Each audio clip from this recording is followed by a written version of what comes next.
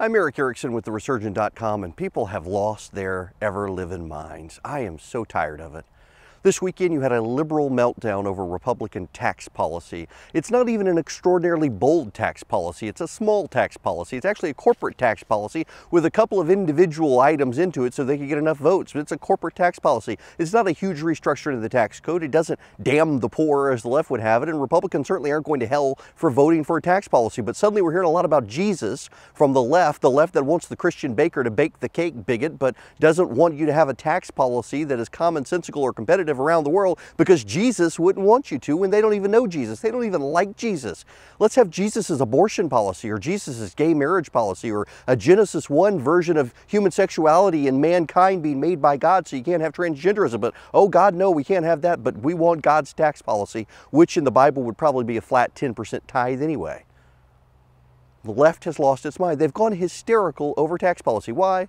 Social media. They don't care. They just want to beat up Republicans. They don't really believe it. And the fact that some of them do shows they're mentally disturbed. But hey, let's talk about the Republicans because you got a lot of crap going on the Republican side too. For years, I grew up hearing about Juanita Broaddrick and Kathleen Willey and Paula Jones and Monica Lewinsky. But hey, we can't talk about them anymore because Roy Moore's been accused by someone of touching a kid when the kid was 14 years old. And well, we can't believe the kid, so we can't believe Paula Jones anymore or Juanita Broaddrick or any of that stuff. Or we can, but we just can't believe the Republican accusers, which is what the Democrats did in the 1990s. Everybody's so full of crap because they don't care anymore. They just want their tribe to advance. They don't even care what their tribe does. I mean, for God's sakes, look at the Republicans. They've done jack in Washington. This tax reform thing is the first thing they've done significantly, and it's not even significant. But woohoo, yay team. What did the team do? Nothing significant.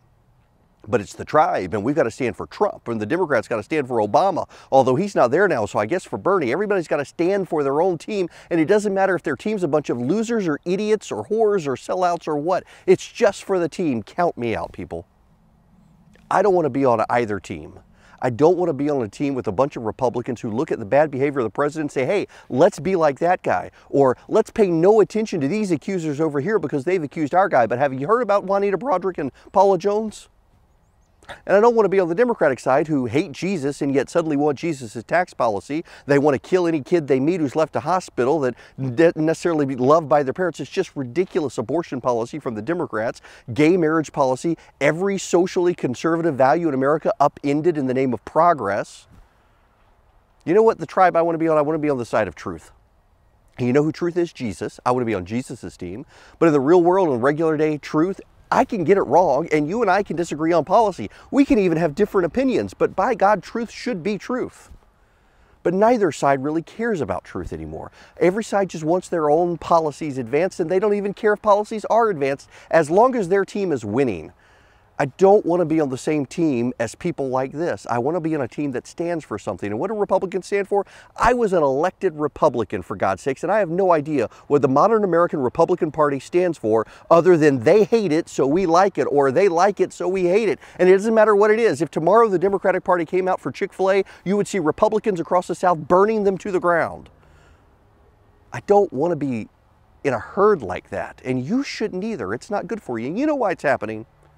It's happening, one, because you got a bunch of cultural Christians out there who say they love Jesus, but they'd rather be in their bass boat on Sunday than going to church and actually hearing the word. They don't actually know what the word says. They have something in their head they think is the word, but it's wrong, or it's discombobulated, it's misconstrued, and they get it all wrong, but they're happy to throw their wrong interpretation at you because, hey, they heard about it sometime as a kid when they were in a Sunday school class. The other reason is the other side knows their neighbor. Nobody cares about their neighbors. Nobody cares about their neighborhood. Everybody is so focused on Washington, D.C., they don't know who their next door neighbor is. Their next door neighbor is the Russian bot on Twitter that they follow on Instagram that they think is real when really it's some 20-something Russian speaker in Moscow. They don't know who their real neighbor is. Nobody knows who their next door neighbor is, and they're not hanging out with them. They're not inviting people around the dinner table. They're not inviting people over for coffee. They're just yelling at each other on social media and on Facebook, putting these random wackadoo conspiracy theories online that you should not believe and should not care about. You know why people believe in conspiracies? Because it's a lot easier to believe that there's a conspiracy out to get them than it is to believe they've screwed up, they suck, or they voted for a terrible candidate. And so they're blaming a conspiracy, they're blaming the other side, and not realizing they've been voting for this crap for so long. It's the crap that they've been voting for, that they put in office, that they look just like, that is tearing up this country. But no, it's a conspiracy. It's the Russians, or it's the Democrats, or it's the socialists, or the communists, or the Republicans, or the capitalists. Who knows? Nobody wants to take individual responsibility anymore, and all they want is affirmation. Count me out. You know, we would all improve this country greatly if we had a friend willing to call us a dumbass when we're a dumbass. Because nobody wants to be told they're a dumbass anymore. They just want to be told how grand and glorious they are on social media, and all of their points are awesome, and everything they do is awesome, and their candidates are awesome, and their poop doesn't stink, and on and on and on and on and on, and Donald Trump has awesome hair. You know, when I wake up every day for work now, I do a radio show in politics, and I'm tired of politics. And I think, what can I tell people about the news of the day that is true, that gets beyond the spin? Now, you can disagree with me on how I see the news. You can disagree with me on my opinion. You can disagree with me on public policy, but there are things that are true. And I find more and more that people aren't even willing to believe the basic truths because they've heard about it from their friend on social media that was a conspiracy, that something happened to someone that caused it. If you can't even believe in basic truth, you know who you can't believe in? It's Jesus, because he is true. And I'd rather be on his team than your team. On a daily basis, truth is just truth. Facts should be facts. We live in a postmodern era. We live in a post-truth era, I guess. Well, count me out of being post-truth. Again, you and I can disagree on policies. We can disagree on politics. We can disagree about the Republican tax policy, but it's ridiculous for you to think someone's going to hell for voting for a tax policy. Abortion policy, on the other hand, there's an issue. But when I go to work, when I try to figure out what can I tell people about the news of the day, it's not the White House talking point, it's not the Republican talking point, because nowadays I think it should be obvious to everyone. The Republicans and the Democrats, they're just telling what they can say to stay in power. They're not telling what they can tell to improve the country. And I'd really like to improve the country, and I would like my neighbors to not buy into the conspiracy theory, so every day I at least try to make a concerted effort to say, you know what, this is true, and this isn't true, even though you think it. And you should see the hate mail I get, and that's fine.